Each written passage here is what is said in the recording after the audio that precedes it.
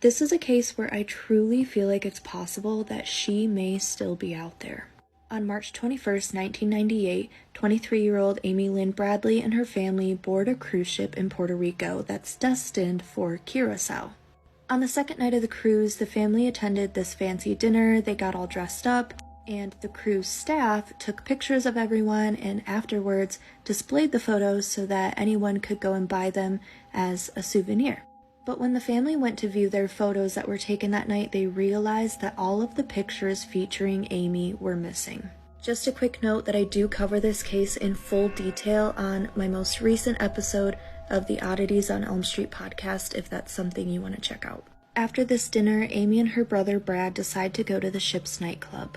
It's at this nightclub that Amy is seen dancing with a man named Alistair Douglas, aka Yellow.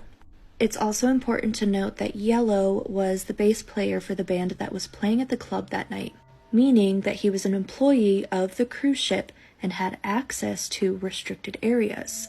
It's known that Amy did make it back to the family's room that night as she sat out on the balcony and had a conversation with her brother before he headed to bed. Amy's father woke up and could see the balcony from his bedroom. When he looked out onto the balcony, he could see Amy still sitting there in the chair. But by the next time he rolled over and looked, she had vanished.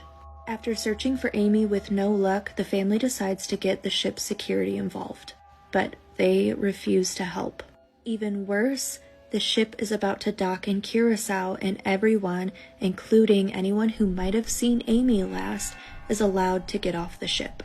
The ship's officials claim to have searched for Amy and they weren't able to locate her either. So the Bradley family, believing that Amy is not on the ship, decides to grab their luggage and get off on the island of Curacao to try and find their daughter. It later becomes known that the ship officials only searched for Amy in the common areas and in some of the bathrooms. So the Bradley family gets the FBI involved, and this guy Yellow is at the top of their suspect list.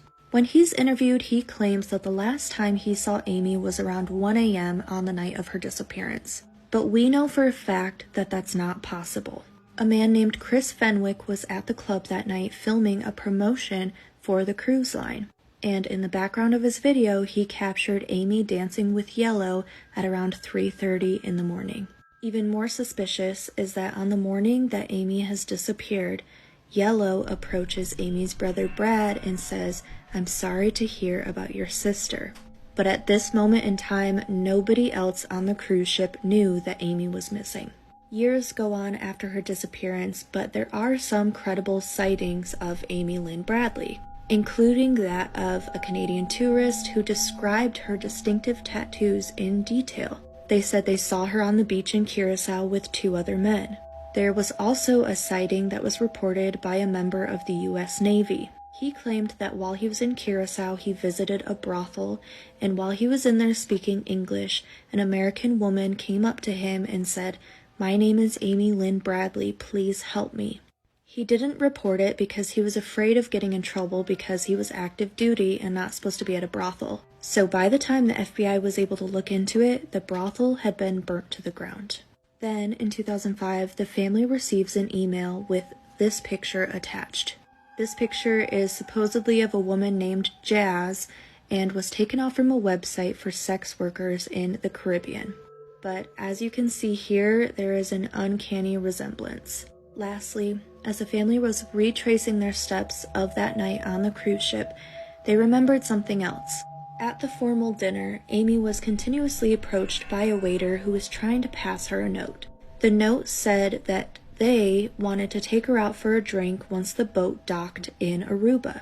Amy assured her family that she would not go with them because the staff creeped her out. But the restaurant that they wanted to get a drink at was the last known location of another American woman, 18-year-old Natalie Holloway, who disappeared in 2005.